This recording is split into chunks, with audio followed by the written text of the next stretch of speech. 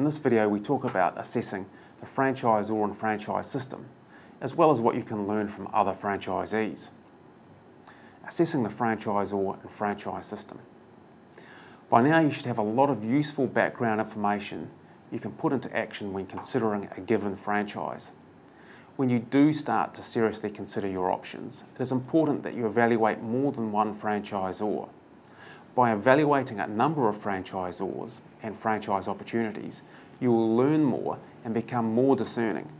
This makes you more able to make a good franchise decision. Any research you undertake should be conducted in a structured way so that you can make easy comparisons. And in general, this will mean researching the same areas and with similar questions.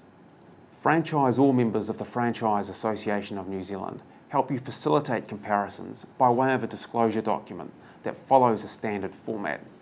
If you're researching a non-member of the Franchise Association, you should request similar information. More about disclosure documents later in the program.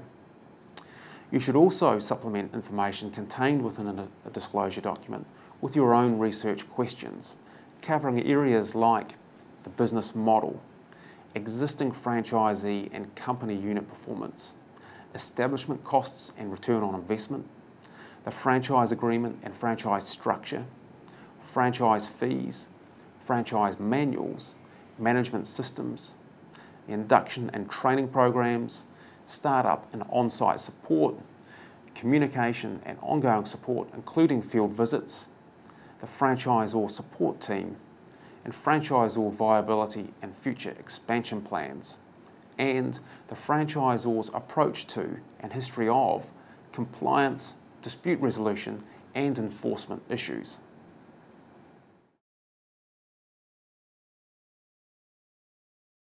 In turn, existing franchisees can provide you with one of the richest sources of information when buying a franchise. And there are many great questions that you can ask and probe around. The following are some good starters. Does the overall opportunity provided meet your original expectations? How long do you plan to remain with this franchise? Is the franchisor committed to a mutually rewarding relationship? Do you trust and respect the franchisor? Did the franchise provide you with valuable initial training and startup assistance? Do the franchisor staff provide you with access to valuable guidance and advice? Does the franchise provide you with valuable field support?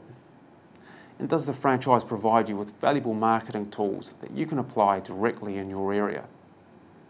Are the franchise fees charged fair for the opportunity and value received?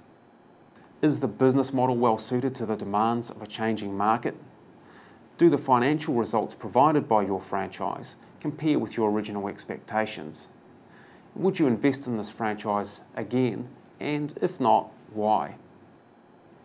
Ask these questions of a good cross-section of franchisees, i.e. at least 3 or 4 of your choice. And if it turns out you get a wide variety of responses, then you might like to keep asking more until you feel you have a thorough understanding of how franchisees in the system are feeling generally. When interpreting the information you have gathered, it is important to realise that it is not unusual for franchisee responses to vary markedly. You may even find a grumpy franchisee who is the most successful franchisee within the franchise system. Finally, you may like to talk through your findings generally without mentioning franchisee names for confidentiality reasons with the franchisor, as they will often provide you with a valuable perspective to consider. They may well, for example, be actively addressing problem areas you have identified.